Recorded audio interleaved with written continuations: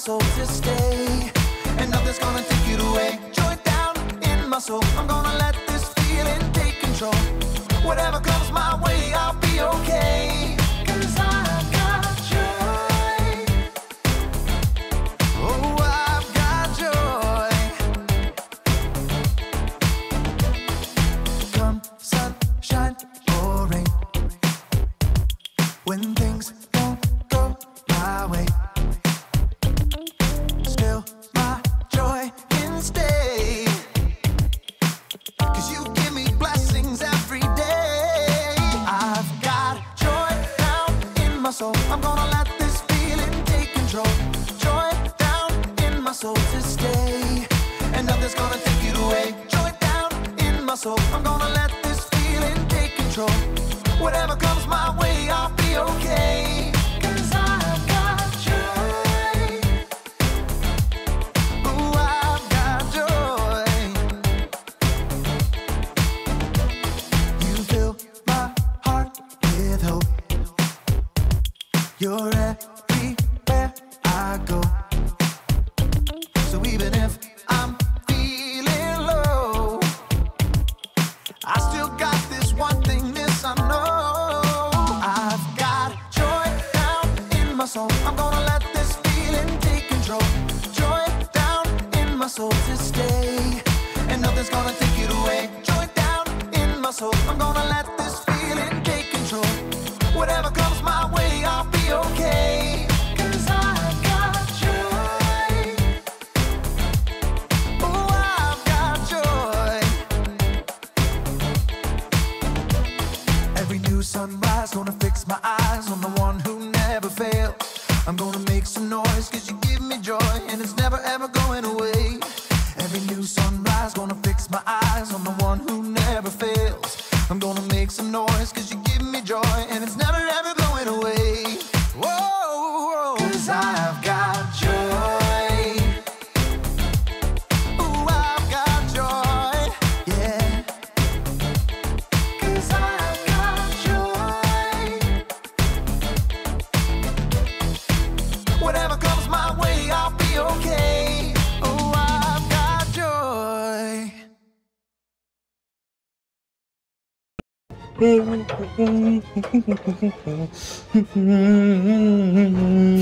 Oh, hey! Welcome to Story Lab.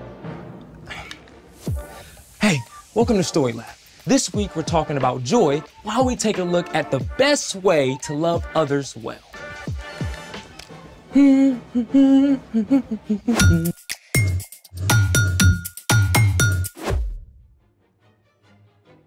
I'm Zeke. And that's Carter. And we're talking about joy, which is choosing to celebrate what God is doing. Carter. What? Oh! Hey, I'm Carter. I already said that. And we're talking about... Yep, already did that. Sorry, I just got a little carried away. You wanna let us in on your tunes? Sure thing. Ooh. What is this?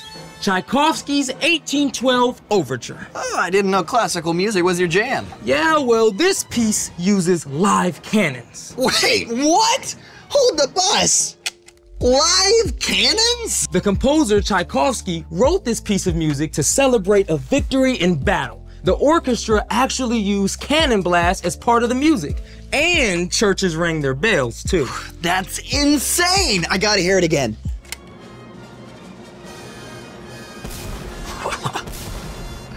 Ah. So, do orchestras still use actual cannons when they play this piece? Sometimes if it's outside, but a lot of the time they just pop a balloon or use a pre-programmed electronic drum pad. Yikes! I guess that's one way to celebrate. I've got a better way we can celebrate. I'm in. How do you feel about confetti? Oh, positive! Well, that was positively underwhelming. You can't just toss confetti, you have to launch it. Ah, I see where this is going. Let's make it! You only need a few basic supplies to make a confetti launcher. AKA confetti cannon. We've got a plastic syringe, tubing, construction paper, tape, and lots of confetti. Step 1, cut a square piece of construction paper and cut a curve on one end. Then roll it into a funnel shape so the narrow end can just fit over the plastic tubing. Tape the funnel securely.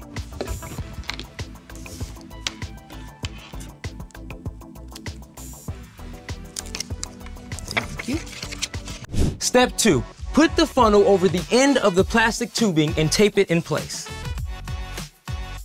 You want to make sure that the seal is airtight. Okay, whew, ready for confetti? Oh, hey, that rhymes. Ready for confetti with a Yeti who likes spaghetti? Yes, ready. All right.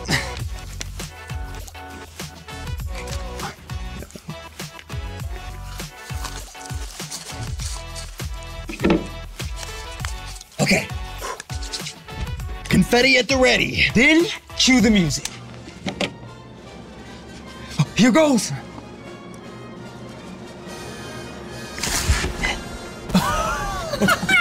That was great. That was amazing. Let's see it again.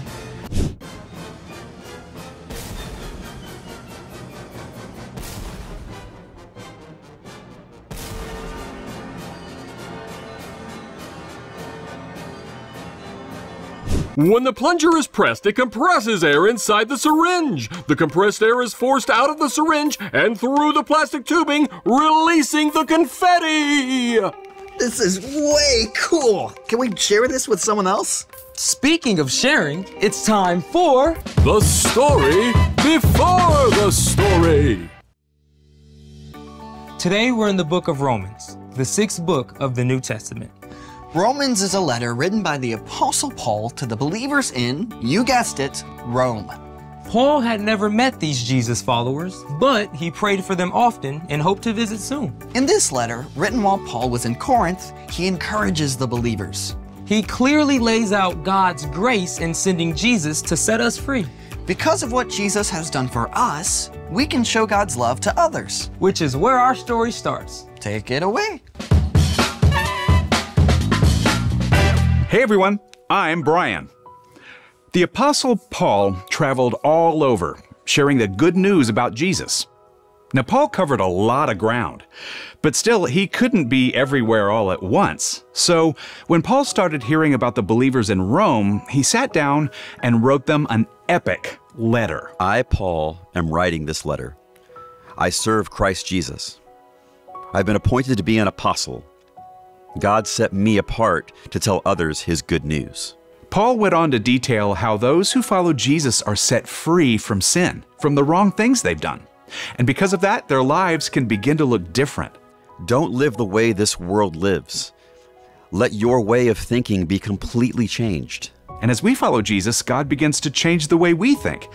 And it starts to play out in how we treat the people around us. Love one another deeply. Honor others more than yourselves. Then Paul got down to the nitty-gritty, what loving others can really look like. Be joyful with those who are joyful. Be sad with those who are sad. Short and simple, right? But let's take a closer look. Be joyful with those who are joyful. Be sad with those who are sad. There's a big word that relates to both of these things. Empathy. Empathy means that you are aware of how someone else is feeling, and you can imagine what it might be like to be in their position. Another way to say this is putting yourself in someone else's shoes. Okay, that doesn't mean actually putting on someone else's shoes, but you can use your imagination to think about how you would feel if what happened to them happened to you. It can help you be a really good friend. When Paul told us to be joyful with those who are joyful and sad with those who are sad, he simply meant we can love others well by showing empathy. But that's not always easy. I mean, maybe your friend is really excited about their math grade, even though it doesn't seem like a big deal to you. You can think about how hard your friend worked to get that grade and share the excitement with them. You totally rocked that test. Sometimes it means celebrating someone even if they got something you didn't. It might be that your big brother got picked for the traveling team and you didn't. I mean, that is hard, right? Of course you're disappointed, but instead of dragging your brother down, you can still congratulate your brother and choose to be happy for him, even while you're still sad for yourself. Way to go. You totally deserve this. Now, let's look at the flip side. Be sad with those who are sad. Now, honestly, when a friend is sad or upset, it can feel uncomfortable. I mean, you just want them to be happy again. But sometimes the very best thing you can do is just be with them and let them know that you see how they feel. I'm really sorry this happened to you. I'd be sad too. In fact, sometimes people need somebody to be sad with them for a while so that they're able to be happy again later. Having empathy is not always easy, but it is a skill that you can learn. Start by paying attention to your friends' faces. If they're looking up or looking down, if they seem nervous or excited or bummed out. Reading and watching stories about people who are different from you is also a great way to practice putting yourself in somebody else's place. The more you learn to put yourself in someone else's shoes, the more you'll be able to show God's love to others, as Paul encouraged the Romans. Be joyful with those who are joyful. Be sad with those who are sad. The end. Whew. Paul left us with some pretty big shoes to fill. Shoes, huh? I see what you did there. I just love that we get to use our imaginations to put ourselves in someone else's place. Yeah, creativity, empathy, and joy, all in one. So, what's our part in the story? Our job is super simple. Practice empathy. Practice celebrating when someone you know is happy. And practice listening and being present when they're sad. If your friend makes it to the top of the rock climbing wall or decorates their first cake, cheer them on. Make a big deal of it. But if they just scraped their knee or found out they have to move away, you should be there with them just to be sad with them. Sometimes just being present with someone is the best thing you can do. That's absolutely right. Choosing to be with somebody in their sadness might even help them to be able to find joy, even if it's not right away. If empathy doesn't feel easy, ask God for help. Because empathy is God's idea. Exactly. And when we follow Jesus, we can learn to see and respond to others like Jesus. See you next time. So, here's the thing. You can help others find joy. And confetti is a great way to start. So, I supersized the cannon. You ready? I'm ready. Okay, 3, 2, 1. Look at it! It's everywhere! I feel the joy, bro. Whoa! There it goes! Oh, look at it. Oh. Now maybe we should empathize with whoever has to clean this up. You mean like us? Oh, right. Thanks for joining us in the Story Lab. See you next time. I got the floor.